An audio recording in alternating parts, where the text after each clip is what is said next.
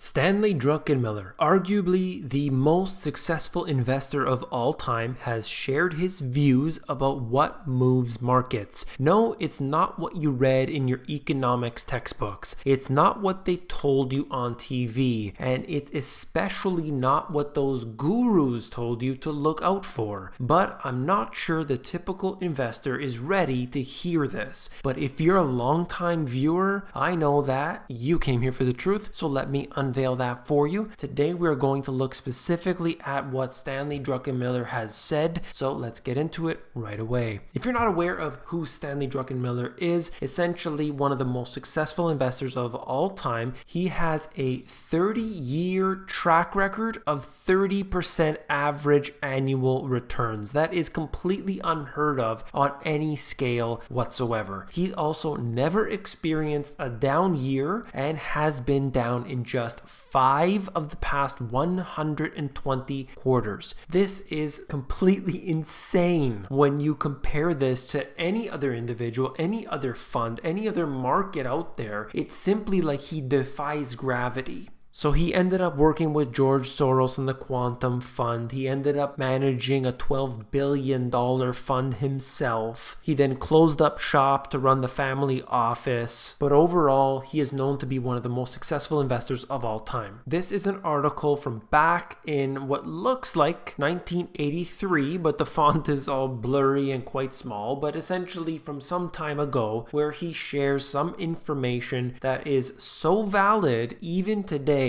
that it really needs to be known by every investor or any person who wants to know how the financial system works. I'm going to read you a couple quotes from this, and I think it is possibly the most important information that you could possibly be aware of. I need to get through all of this with you, so sit back and relax. I'll read it as quick as I possibly can. The major thing we look at is liquidity, meaning as a combination of an economic overview. Contrary to what a lot of the financial press has stated, looking at the great bull markets of this century, the best environment for stocks is a very dull, slow economy that the Federal Reserve is trying to get going. Once an economy reaches a certain level of acceleration, the Fed is no longer with you. The Fed, instead of trying to get the economy moving, reverts to acting like the central bankers they are and starts worrying about inflation and things getting too hot. So it tries to cool things off, shrinking liquidity. And this is a topic that I discuss on such a regular basis, and the majority of investors have no idea what this concept is. All they're looking at is the wrong information. While at the same time, the corporations start having to build inventory, which again takes money out of the financial assets. Finally, if things get really heated, companies start engaging in capital spending. All three of these things tend to shrink the overall money available for investing in stocks, and prices go down. This right here is gold. All of this information is what the general investor does not know. But what's at the bottom continues to be more gold. Earnings don't move the overall market. It's the Federal Reserve Board. This right here is what people need to understand. Focus on the central banks and focus on the movement of liquidity. Most people in the market are looking for earnings in conventional measures. It's liquidity that moves markets. Thank you, Stanley Druckenmiller, for basically quoting the money GPS. This information is what I've been talking about so consistently, and yet you look at all of those who deny it. It's silly to deny someone like Stanley Druckenmiller. The guy laid out the entire program of how this works. They move the markets up and down. They dry up liquidity when they want to, and they extend it when they desire it. And if you look at 2008, it's a perfect example. They were drying up liquidity. Now you thought to yourself, well, they could have simply just printed some money, have that liquidity be extended to the banking system, have the liquidity being brought out there to the corporations that needed it, but they didn't do it until it was too late, and then they had to react. Why didn't they do it last time? You have to tell me that. That's the silliness of the average person. They have no possible way to discern discern why this happened. They just believe that next time around they're not going to do that. You know, there's been more than one crash before. We've had recessions before. This isn't the first time that the Federal Reserve has had to act. This is the most extreme example, but it's certainly not the first time. And people need to get it through their head of what is really going on. We see the markets today moving because of earnings. That's what the media presents. It's the earnings, it's the forecasts, it's the analysts and what they decide each stock is going to be priced at a future date. It's all BS. Stop swallowing the BS. Pay attention to what the central banks do in the US. Pay attention to the Federal Reserve. Look at the ECB, look at the BOE, look at the BOJ, the PBOC, and every other central bank around the world, and exactly what they're doing on a day-to-day basis. And if you do, you will understand the truth